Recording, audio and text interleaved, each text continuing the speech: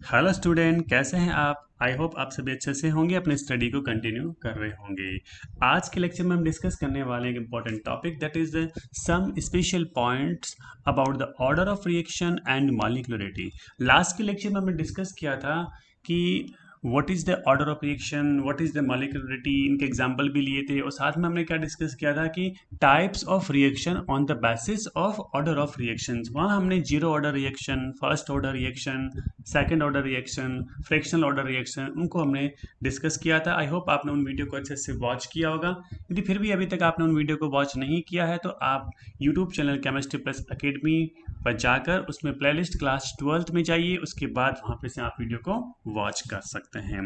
तो आज हम स्टार्ट करेंगे कुछ special point order of reaction and molecularity के बारे में। तो देखिएगा, generally the maximum value of molecularity and order of reaction is 3 because there is less probability of collision between more than 3 molecules.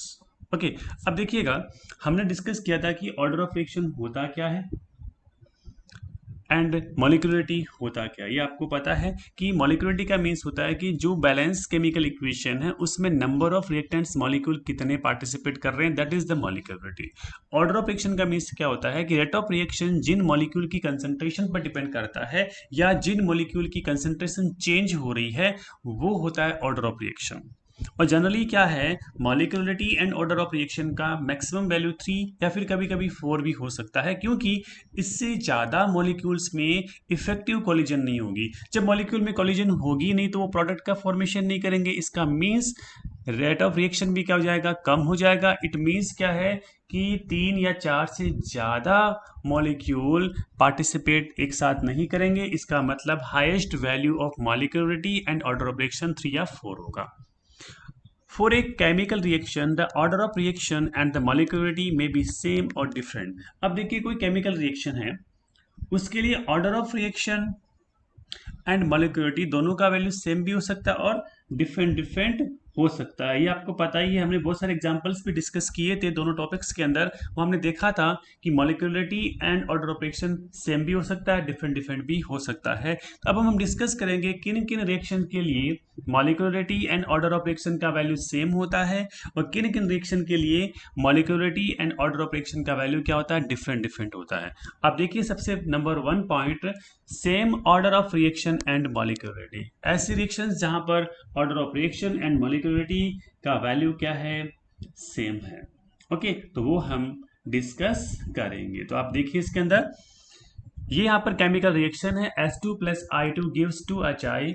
यहाँ हम बात कर रहे हैं सेम ऑर्डर की बात करते हैं और सेमी मॉलिक्यूलरिटी की बात करते हैं। तो यहाँ देख सकते हैं number of H2 is equal to 1, number of I2 is equal to 1, तो 1 plus 1 is equal to 2, then molecularity is the 2 and order of reaction भी इसका क्या होता है, 2 होता है। It means जब इसका rate of reaction का फॉर्मूला हम लिखेंगे तो वहां पर H2 and I2 दोनों की कंसंट्रेशन टर्म को यूज करेंगे।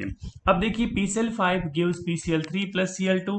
यहाँ आप देख सकते हैं PCl5 ओनली 1 मॉलिक्यूल है, तो मॉलिक्यूलरिटी इसका कितना होगा, 1, और इसका ऑर्डर ऑफ रिएक्शन भी कितना होता है, 1। इसका मीन्स है रेट ऑफ रिएक्शन जो है PCl5 मॉलिक्यूल की कंसंट्रेशन पर डिपेंड कर रहा है। अमोनियम नाइट्राइट है, इसका डिसोसिएशन से क्या होगा, nitrogen and water molecule form होगा। यहाँ पे total number of molecule ammonium nitrite के 1 है, तो मॉलिक्यूलरिटी भी 1 है। इसका ऑर्डर ऑफ रिएक्शन भी क्या 1 है। इसका means rate of reaction depends on the concentration of ammonium nitrite. Okay, now 2NO plus O2 gives 2NO2। यहाँ बात करें मॉलिक्यूलरिटी की तो देखिएगा, 2 यहाँ पर NO है, 1 यहाँ पर O2 है, तो total number of molecules is equal to 3, then molecularity is 3। Order of reaction is also 3 because the rate of reaction depend on the concentration of NO and O2 both molecules. Okay, जब हम इसका rate of reaction का formula derive करेंगे तो आप देखिएगा, rate is equal to K NO power 2 O2 power 1। तो यहाँ पे 2 plus 1 is equal to 3। This is the order of reaction. Next example आप देख सकते हैं, H2O2 gives H2O and half O2। तो आप देख सकते हैं H2O2 के ओनली एक ही मॉलिक्यूल है। इट मीन्स यहाँ पे मॉलिक्यूलरिटी कितनी है, 1, और रेट ऑफ रिएक्शन डिपेंड किस पर कर रही है, concentration of H2O2 only, that is the order of reaction is also equal to 1। तो यहाँ हमने डिस्कस किया था कि same order of reaction same molecularity वाली रिएक्शन की बात कर रहे थे। अब देखिए different order of reaction and molecularity, it means क्या है, यहाँ पर रिएक्शन के लिए मॉलिक्यूलरिटी अलग है, ऑर्डर ऑफ रिएक्शन क्या है, अलग अलग ही। ऐसा कब होता है, इसके लिए एक पर्टिकुलर स्पेसिफिक कंडीशन होनी चाहिए, उस पर ये डिपेंड करेगा। कैसे, देखिए, if in a chemical reaction any reactant present in the excess amount there is negligible change in the concentration of that reactant, its concentration remains constant during the reaction। इसका मतलब क्या है कि आपने यदि मान लीजिएगा किसी रिएक्टेंट की कंसंट्रेशन को एक्सेस में यूज किया है तो उसकी कंसंट्रेशन में चेंज जो होगा वो नेग्लिजिबल होगा, इतना हम इफेक्टिव चेंज नहीं मान सकते। इसका मतलब जो एक्सेस अमाउंट में है इसकी कंसंट्रेशन रिएक्शन के दौरान क्या होती है, कांस्टेंट रहती है, और इसे हम रेट ऑफ रिएक्शन में इंक्लूड नहीं करेंगे तो ऑर्डर ऑफ रिएक्शन में भी क्या होगा, इंक्लूड नहीं होगा। इट मींस जो concentration term rate of reaction के एक्सप्रेशन में यूज की जाती है वो ही ऑर्डर में इंक्लूड की जाती है। इसका मतलब जो एक्सेस अमाउंट में है वहां नेग्लिजिबल चेंज होगा कंसंट्रेशन में, उसको हम रेट ऑफ रिएक्शन के एक्सप्रेशन में इंक्लूड नहीं करेंगे। इट मींस वो ऑर्डर ऑफ रिएक्शन में भी इंक्लूड नहीं होगा।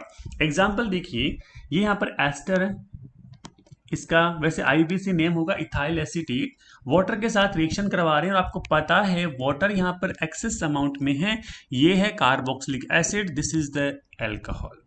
ओके, तो ये एसिटिक एसिड है, ये इथेनॉल है। अब आप देख लीजिए यहाँ पर वाटर एक्सेस अमाउंट में है तो वाटर के कंसंट्रेशन में चेंज हो रहा है वो बहुत नेग्लिजिबल हो रहा है, इतना इफेक्टिव यहाँ पर चेंज नहीं होगा। इसका मतलब रेट ऑफ रिएक्शन डिपेंड नहीं करेगा H2O की कंसंट्रेशन पर, ओनली एस्टर की कंसंट्रेशन पर डिपेंड करेगा। तो इसके लिए रेट लो एक्सप्रेशन कैसे राइट डाउन करेंगे, rate of reaction is equal to k, this is the ester molecule concentration. It means इसकी यहाँ पे पावर 1 है तो ऑर्डर ऑफ रिएक्शन कितना हो जाएगा, 1। बट हम बात करें मॉलिक्यूलरिटी की तो क्या होगा, 1 मॉलिक्यूल तो एस्टर का है, 1 मॉलिक्यूल वाटर का है, तो इसकी मॉलिक्यूलरिटी कितनी हो जाएगी, 1 + 1 इज इक्वल टू 2 मॉलिक्यूलरिटी हो जाएगी। आई थिंक आप समझ रहे हैं इस चीज को। इस टाइप से हम डिफरेंट ऑर्डर डिफरेंट मॉलिक्यूलरिटी वाली रिएक्शन को डिफाइन कर सकते हैं। अब हमने बहुत सारे इसके एग्जाम्पल डिस्कस करेंगे तो आप देखिएगा। ये केमिकल रिएक्शन है H2 + Cl2 in presence of H nu gives 2HCl। आप देखिए number of H2 molecule is equal to 1, number of Cl2 molecule is equal to 1, तो 1 + 1 इज इक्वल टू 2, तो it means molecularity is the 2, but order of reaction इसका 0। ऐसा क्यों होता है, जब ये रिएक्शन HNO की प्रेजेंस में होती है तो पर यूनिट वॉल्यूम में H2 एंड Cl2 की कंसंट्रेशन में नेग्लिजिबल चेंज आ रहा है।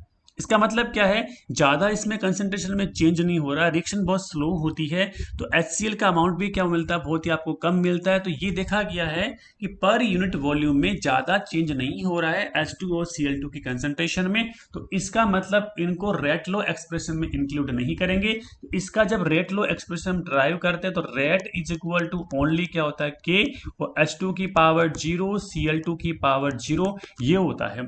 अब यहाँ पावर 0 इसका मतलब ऑर्डर ऑफ रिएक्शन भी कितना हो जाएगा, 0 हो जाएगा। तो ये 0 ऑर्डर रिएक्शन है, बट मॉलिक्यूलरिटी इसकी कितनी है, 2 है। अभी हमने एक एग्जांपल डिस्कस किया था, एस्टर के वाटर के साथ रिएक्शन करवा रहे हैं, मींस हाइड्रोलाइसिस प्रोसेस हो रही है, इससे एसिटिक एसिड और इथेनॉल का फॉर्मेशन हो रहा है। यहाँ भी देखिएगा 1 + 1, 1 मॉलिक्यूल एस्टर का, 1 मॉलिक्यूल वाटर का, तो यहाँ पर 1 + 1 इज इक्वल टू 2, मॉलिक्यूलरिटी का वैल्यू कितना हो रहा है, 2 हो रहा है, बट ऑर्डर ऑफ रिएक्शन इसका कितना, 1, because water is present in the excess amount. तो एक्सेस अमाउंट वाले रिएक्टेंट की कंसंट्रेशन में चेंज नेग्लिजिबल हो रहा है, तो इसको रेट लो एक्सप्रेशन में हम इंक्लूड नहीं करेंगे। तो इसका रेट जो होता है, रेट इज इक्वल टू के ओनली एस्टर मॉलिक्यूल यहाँ होगा। इस टाइप से ये ओनली फर्स्ट ऑर्डर रिएक्शन। अब देखिए ये अमोनिया का डिसोसिएशन हो रहा है N2 एंड H2 में इन presence of platinum and 1130 kelvin temperature. हमने जब डिस्कस किया था ऑर्डर ऑफ रिएक्शन के बारे में तो वहां हमने 0 ऑर्डर रिएक्शन को भी एक्सप्लेन किया था। तो वहां हमने ये एक्सप्लेन किया था कि मेटल सरफेस पे जो रिएक्शन हो रही है वो 0 ऑर्डर रिएक्शन होती है। अब देखिए प्लेटिनम यहाँ पर क्या मेटल है, तो मेटल यदि आपको किसी भी रिएक्शन के अंदर दे देते हैं तो वो 0 ऑर्डर रिएक्शन होती है, तो यहाँ आप इसको 0 ऑर्डर रिएक्शन कंसिडर करेंगे। इसके बाद देखिए COCl2 gives CO plus Cl2।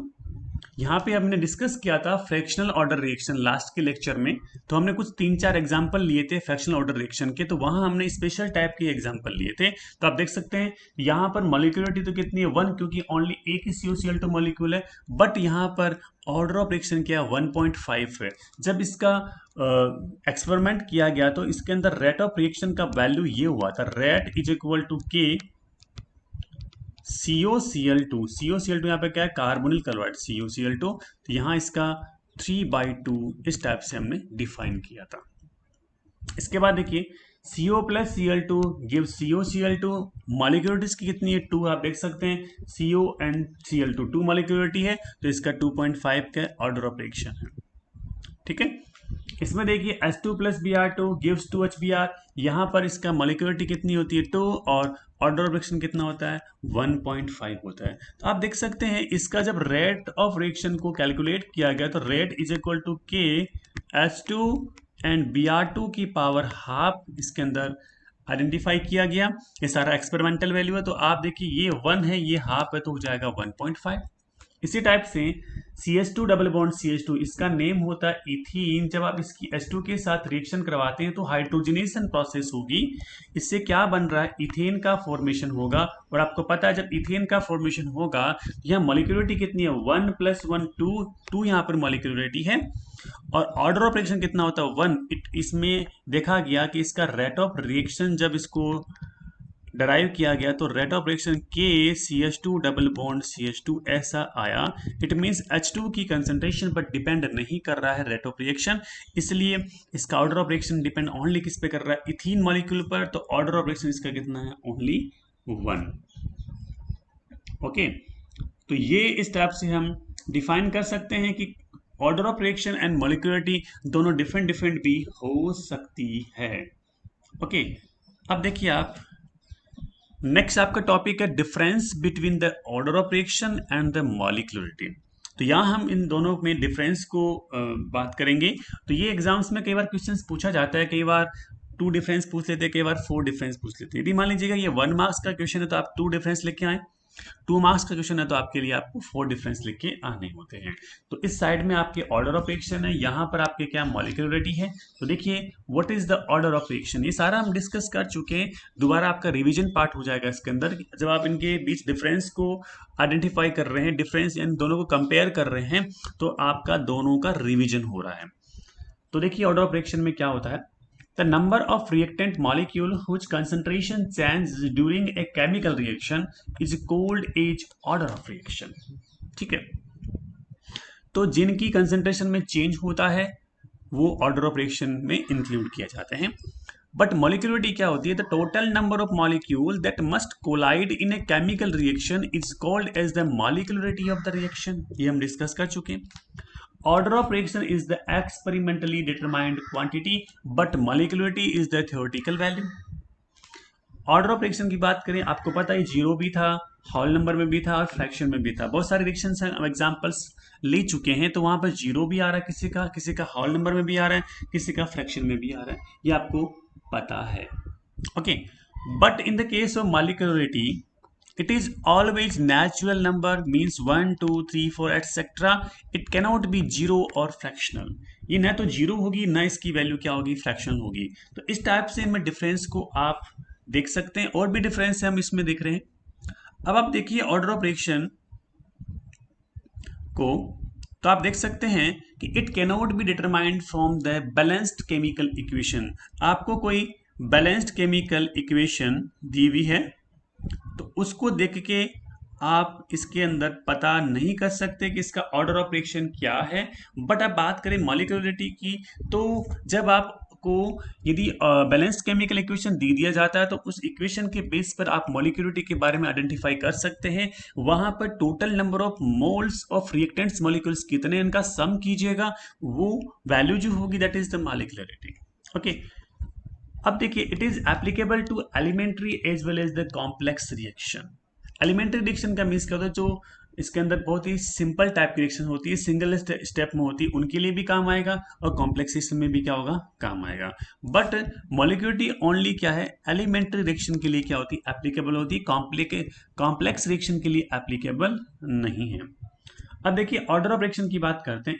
It changes with the temperature and the pressure. देखिए डिफरेंट डिफरेंट रिएक्शन कंडीशंस होगी ना, आपने टेम्परेचर को इंक्रीज किया, डिक्रीज किया, प्रेशर इंक्रीज किया, डिक्रीज किया, उस कंडीशन में क्या होता है कि यहाँ पर वॉल्यूम में चेंज आता है, और जब वॉल्यूम में आता है चेंज तो क्या होता है, कंसेंट्रेशन चेंज होती है, और जब कंसेंट्रेशन यहाँ पे चेंज होता है तो इसका मतलब ऑर्डर ऑफ रिएक्शन भी क्या होता है, चेंज होता है, क्योंकि ऑर्डर ऑफ रिएक्शन कंसेंट्रेशन पर ही डिपेंड कर रहा है। जिन रिएक्टेंट मॉलिक्यूल की कंसेंट्रेशन में चेंजेज आ रहा है उसी को आप ऑर्डर ऑफ रिएक्शंस में इंक्लूड करेंगे। अब देखिए मॉलिक्यूलरिटी में इट इज नॉट वेरिएबल, जो फिक्स है, जो आपकी रिएक्शन के अंदर मॉलिक्यूल्स के नंबर्स दिए हुए हैं, मोल्स नंबर दिए हुए हैं, उनको आप काउंट कीजिएगा, वो मॉलिक्यूलरिटी में क्या होते हैं, इंक्लूड किए जाते हैं। इस टाइप से आप order of reaction and molecularity में डिफरेंस को आइडेंटिफाई कर सकते हैं। तो आज के लेक्चर में इतना ही। तो आज के लेक्चर में डिस्कस किया है कुछ special point about the molecularity and order of reaction. उसके बाद हमने डिस्कस किया था order of reaction and molecularity में डिफरेंस को। तो नेक्स्ट लेक्चर हम डिस्कस करेंगे नेक्स्ट टॉपिक के बारे में, जहां हम इंटीग्रेटेड रेट इक्वेशन को डिस्कस करेंगे, जीरो ऑर्डर रिएक्शन के लिए, फर्स्ट ऑर्डर रिएक्शन के लिए। तो आगे के टॉपिक भी हम डिस्कस करेंगे। तब तक देखते रहिए केमिस्ट्री प्लस एकेडमी और एंजॉय कीजिए केमिस्ट्री के साथ। Thank you so much.